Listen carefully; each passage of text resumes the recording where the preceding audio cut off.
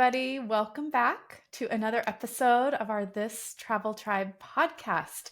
So, today we are going to be doing something different than what we've done before. A lot of times we'll feature different destinations or travel tips, but I think that today's episode is going to be really important, and I hope that it's going to help you if you're a parent traveling with kids who maybe have had some travel anxiety, or maybe you haven't even realized that that's been a factor in your vacations. And today hopefully we can shed some light on this, on travel anxiety, and things that you can do to help um, just make it easier and better. And so I think it's going to be really interesting to talk to our guest today, Quincy Kadin. And so, Quincy, thanks for coming and joining us. And do you want to just tell us a little bit about yourself? Yeah, so once again, I'm Quincy. I'm 17. I'm a junior in high school and I live in Los Angeles. And I have quite a bit of anxiety about traveling and flying. That's awesome. And I love that you're brave enough to talk about it because, sometimes it kind of gets brushed aside, or like people are like, oh, you're fine. And so I love that you're just being open and vocal and Yeah, I ready think to talking shed. about it Yeah, because definitely I, helps. it definitely helps to talk about it, Mhm. right? And so I know that you had kind of a scary experience when you were traveling with your family. Was that, and so I assume that you'll tell us about that. Have you always felt nervous about traveling, or did it kind of just come on suddenly? I had always had a little bit of traveling anxiety, not really on the plane. So Mhm. that was a little kind of weird for that to be so onset, but I think just going to a new place, somewhere you haven't been before, being far away from home is always kind of unsettling, especially for a kid. So, it's been kind of my entire life. Okay. So, do you want to tell us about kind of your airplane experience and what that was Yeah. like? Yeah, so this past summer, I was traveling to South Africa and Johannesburg in particular. And I had, some anxiety about going there just because it was so far away from my house and so far away from, where I knew everyone, where I knew everything. And on the flight home, I had a pretty bad panic attack when getting on the plane. And this was kind of new for me. I'd never had a panic attack getting on a plane. I'd had them, before or maybe when we were landing, but getting on was like a new Mm. experience for me. And I had gotten on the plane at that point, and the flight attendants seemed pretty concerned. They didn't really know about anxiety, they didn't really know, what a panic attack was, and they wrote it off as me being sick. And I got deplaned, and I was kind of stuck in Johannesburg with my mom. And we didn't really know what to do. We didn't know if I was going to be able to get back on a plane. We didn't know how long we were going to be there for, if there was even another flight. And so, I mean, it was pretty scary just in general, just being kind of trapped somewhere, not knowing how to get home. Yeah, definitely. And then, of course, that even probably adds to the anxiety, right? Oh, Because you're already definitely. nervous, and then you have all these other things piling on top of it. Yeah, it was definitely that night in the hotel was a lot of uncertainty. And I mean, that happens with traveling. Things go wrong. I didn't think it was going to go that wrong, but it happens. It does. So, what are some other signs that you've noticed or maybe heard about for travel anxiety, like a panic attack? And maybe you could even tell us a little bit more about that. Like, what did it feel like, or what kind of that, like the symptoms were of the Yeah, panic attack? so I mean, I think in kids, panic attacks are really physical. So there's, crying, shaking, hyperventilating. In adults, it's kind of, they can be less severe and less noticeable. Um, but for kids especially, you can really tell. And that can kind of disrupt travel plans even further just because it's such like a disturbance. Um, And so for me, panic attacks, like hyperventilating, shaking, the usual. And so I like have worked on some coping strategies to be able to get me through that and be able to get on a plane again. I'm going on one tonight, so Oh, exciting. fingers Where are you going to crossed. go? I'm going to visit my grandparents in Oregon. Oh, So nice. We yeah. are recording this right before Thanksgiving. So I Mhm. assume you're heading there for Yeah, some Thanksgiving. Thanksgiving dinner plans. Nice. Okay, so now you mentioned that you've learned some coping skills. So I think we would all love to hear about that because I think even if someone doesn't have a full on panic attack, traveling can just cause people to feel anxious. And so I feel like these coping mechanisms can help from a wide variety or, on a scale of feeling anxious all the way to panic attacks. So why don't you tell us what you've discovered that's helped? Yeah, no, definitely. You can use them whenever, even if you're just a little nervous. So I'd say the biggest thing for me was breathing exercises. So box breathing. So that's when you breathe in for 4 seconds, hold it for 5 seconds, breathe out for 6 seconds, and then hold it again for 4 seconds. And that's just a great strategy to kind of ground yourself and kind of put the feeling back into your body, give yourself the control again. And so I think that's great, especially, when traveling, because things can feel out of your hands. Like you're at, Liberty for the plane, you're really just, you're in somewhere new. You don't have a lot of Mhm. control over the situation. So I think being able to ground yourself is great for that. Um, feeling your feet in your shoes, feeling what that feels like, another great grounding strategy. Um, And then something kind of less therapy. I really like to look over like the itinerary for the trip and just, mentally prepare myself, walk myself through it.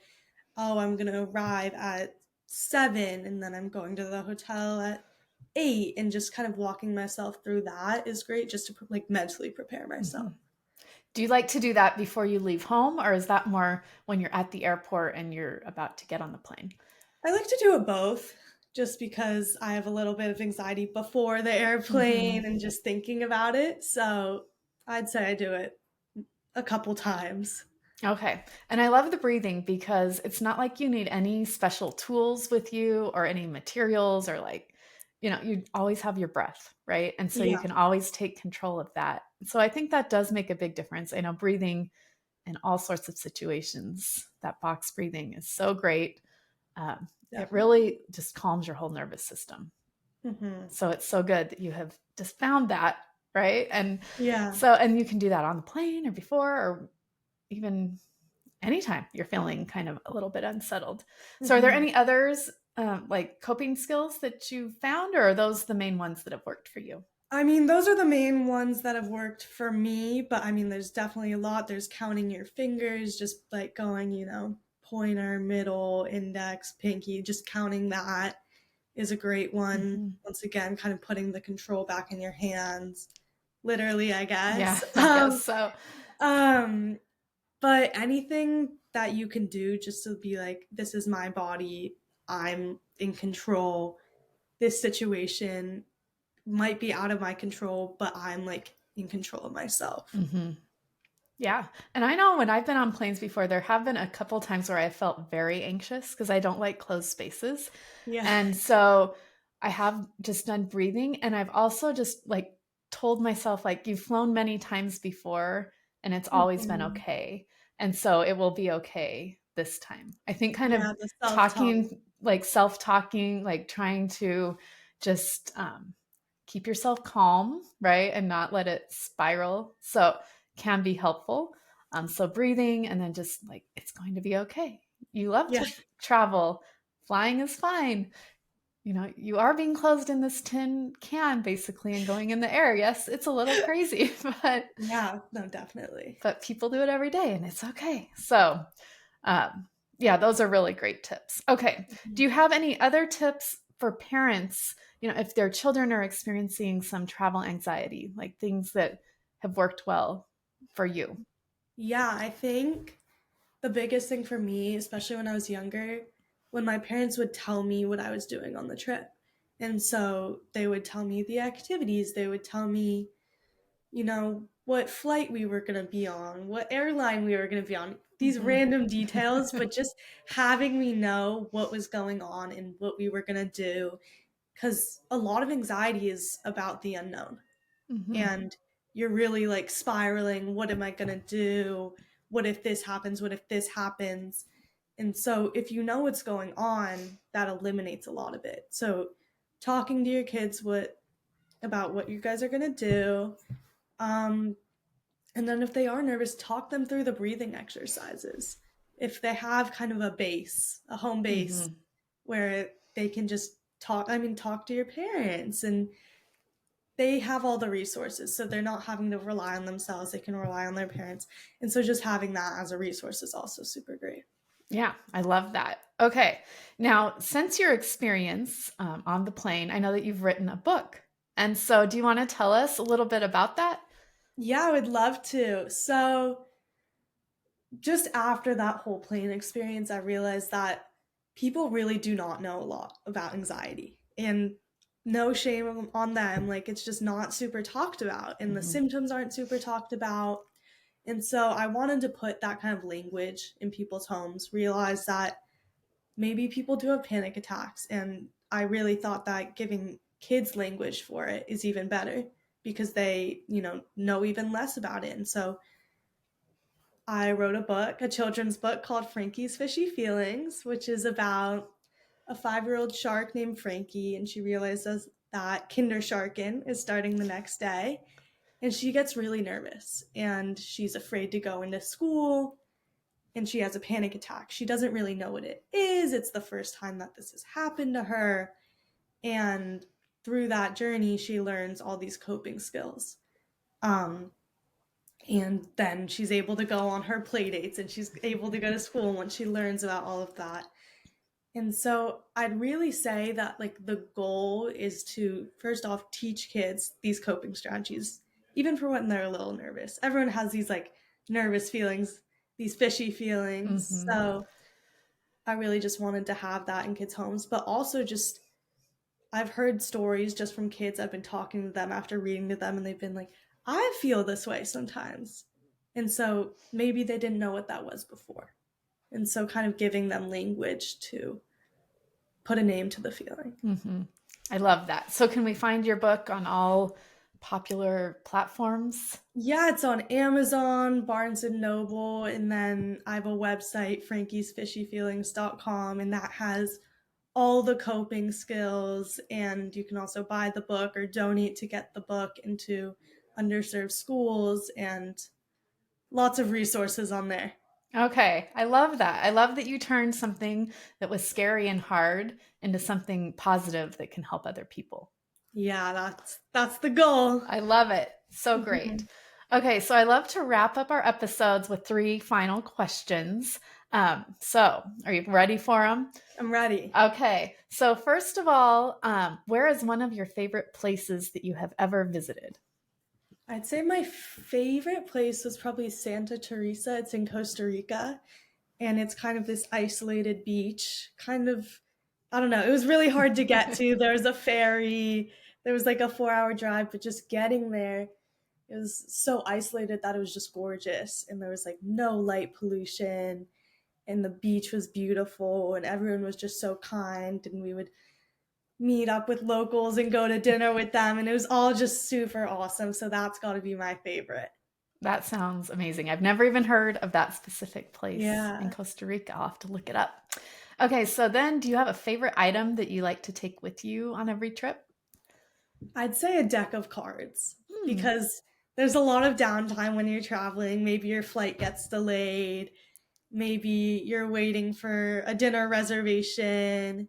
Maybe you're waiting to get into a hotel. So there's a lot of Mhm. downtime. And I think that a deck of cards is so versatile and so many opportunities and so many different games. And I feel like a lot of people know how to play at least one game Mhm. on a deck of cards. So that's my go to. I love that. Okay, well, I guess you kind of already answered my next question. Where to next? Yeah, Um, Bend, so Oregon. you're going to Oregon. So Hmm. that'll be beautiful, I'm sure. So Yeah, it's Gorgeous. And family time. So that's always Yeah. exciting too. So, well, awesome. Well, thank you, Quincy, for coming, for being brave and sharing your story and shedding light on something that I think is really important. And like you said, kind of overlooked or maybe just unknown, right? Yeah. People are just like, oh, that kid's overreacting. Mm-hmm. But I don't think that that's necessarily the case, at least some of the time, right? That it's a true like panic attack, which can be Yeah, scary. for So sure. you've taught us some great coping mechanisms, given parents some good ideas, and of course your book, Frankie's Fishy Feelings. Yeah. So everyone can check that out. I will link it up in the show notes so that people can see it. So you can head on over to the website, thistraveltribe.com, and we'll have this episode there and notes from today's episode. And so that'll be great. So until next time, I hope that everyone is able to get out and explore and do something fun with their family.